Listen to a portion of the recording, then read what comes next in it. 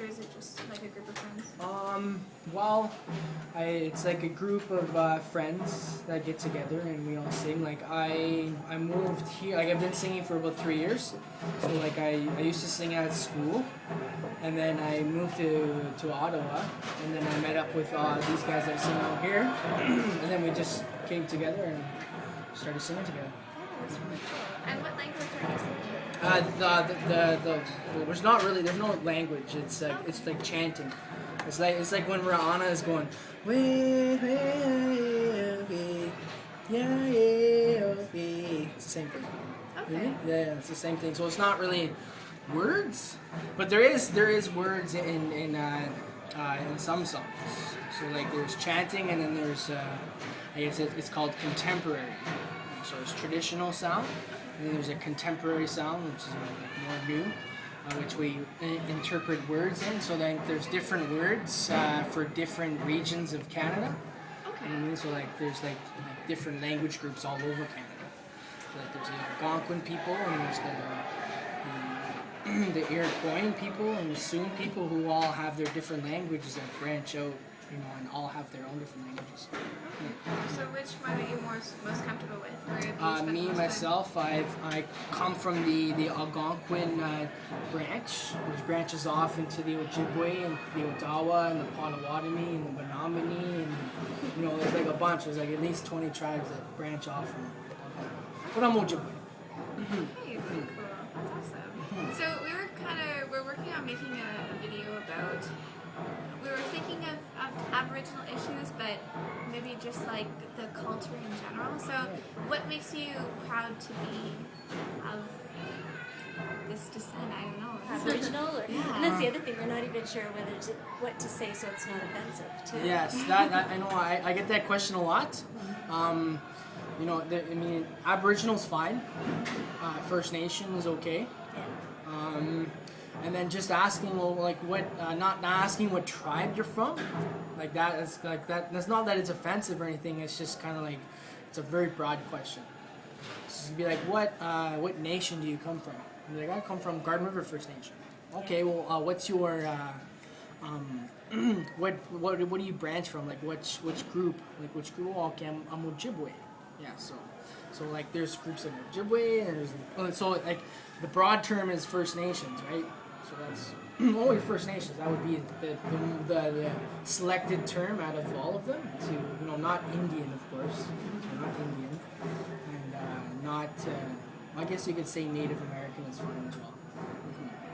But what makes me proud to be First Nations is that I get the ability to share my culture with other people who don't understand it as well. And it's a very complex culture that not very many people understand. That's why they kind of they tried to take it away from us because they couldn't understand it. So they said, well, you got to learn it this way. So that's how when we have to adapt. And what we've been told recently is, we have to live in both worlds. We have to live the concrete life and as well as live as our cultural life. Because it's very important that you live in both paths to lead into a better future. Oh, that's cool. Yeah, so that's what I try to strive for. Mm-hmm. How long have you been in Ottawa? Since January, like I said. Just new.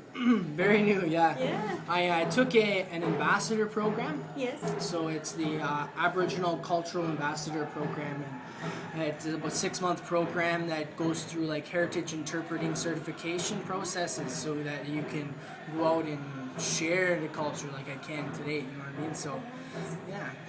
So I went through the program. It was about 6 months. It was fun. And then after, they had a job placement for me to work at the Victoria Island, right behind Parliament, at Aboriginal Experiences, and people from tour groups all over Canada and all over the world come in, and we just share the culture with them.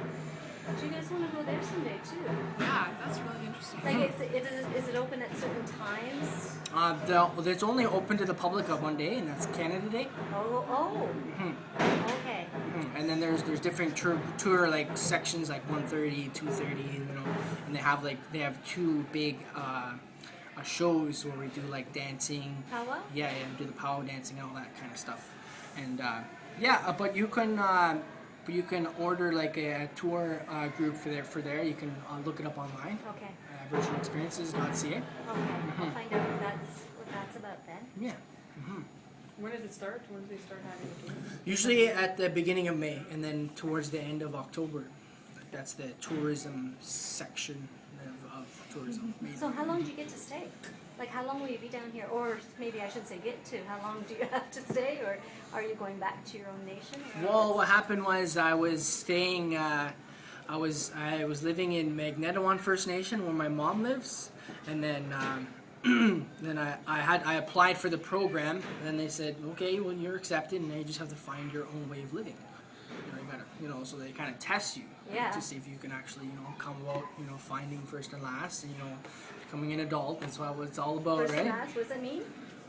First and last rent. You have to pay your first and last rent when you rent someplace? Yeah. If you're renting somewhere in a house somewhere, you have to have first and last before you can.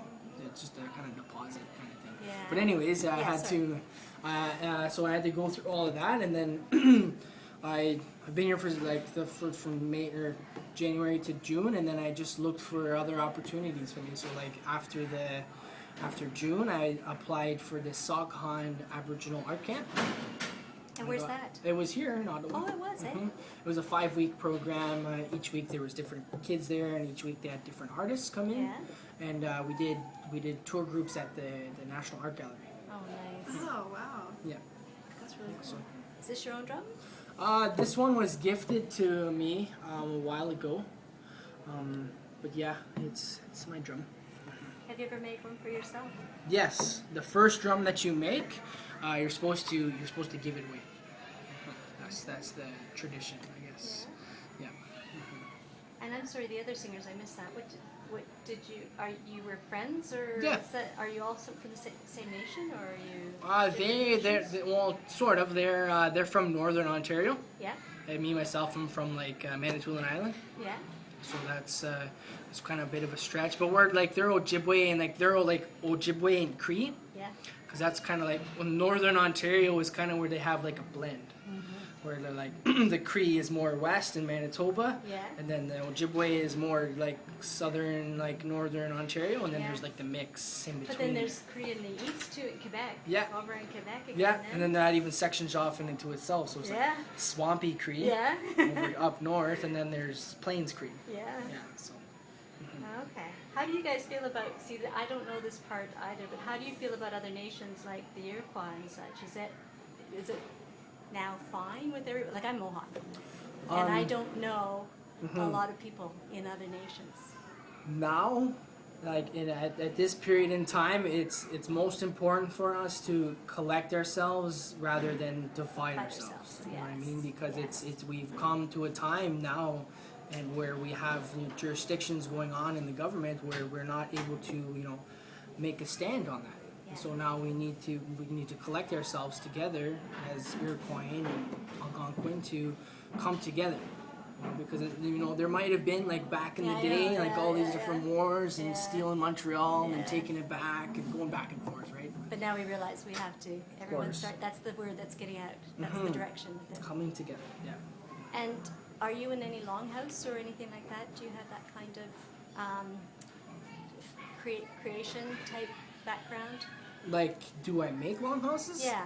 I've never made a longhouse, but we did have at the ambassador program. Yes. We had the opportunity to make longhouses and wigwams. So me and Marissa, we made wigwam. We made a wigwam together. You did, eh? Yeah, we made a whole birch bark and all the Yeah. whole thing.